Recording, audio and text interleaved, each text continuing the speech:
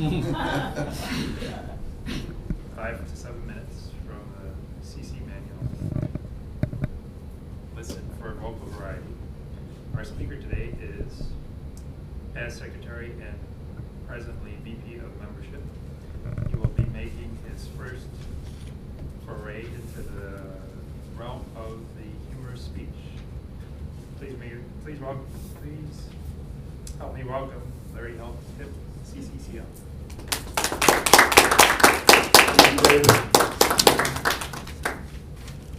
I hate you too. It's not very popular to be prejudiced.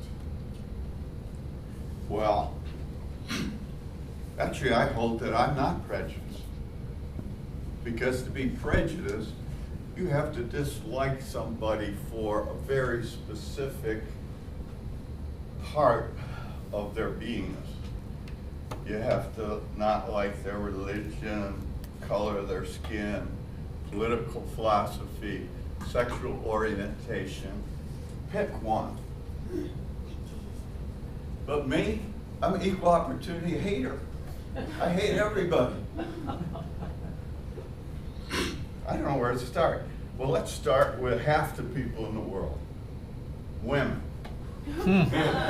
I hate women.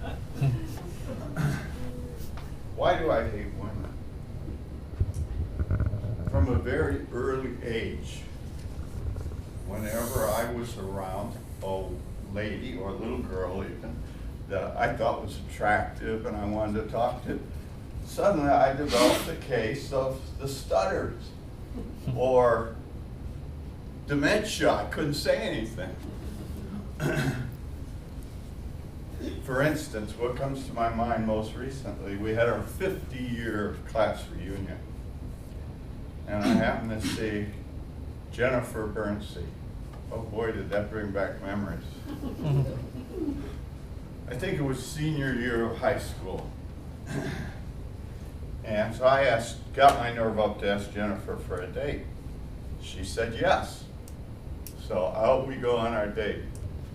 I was so nervous that I just couldn't do anything right.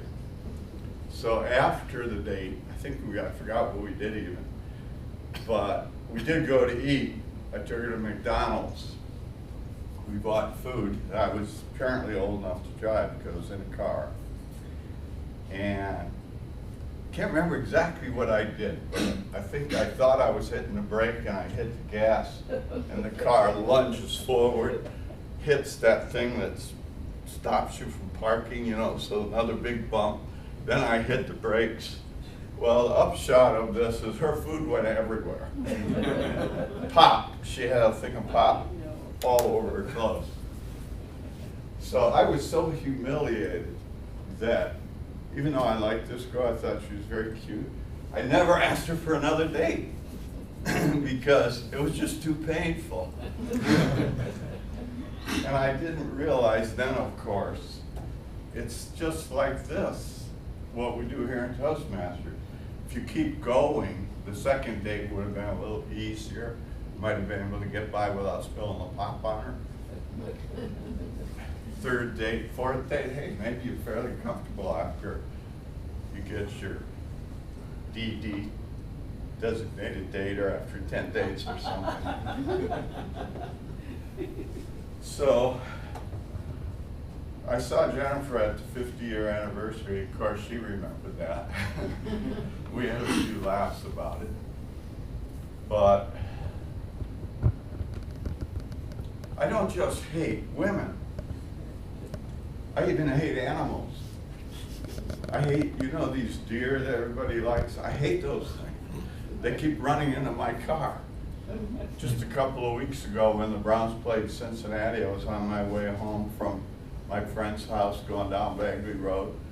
Big thump on the side of my car rips my driver or passenger side mirror off. Put a bunch of dents in my car that was going to cost like $700 to fix. Now this was not the worst one.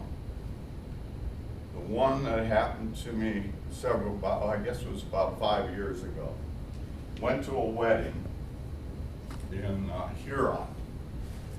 It was February. It was cold. I mean, it was like 0 outside. And I'm driving back from the wedding, driving along in a Jeep.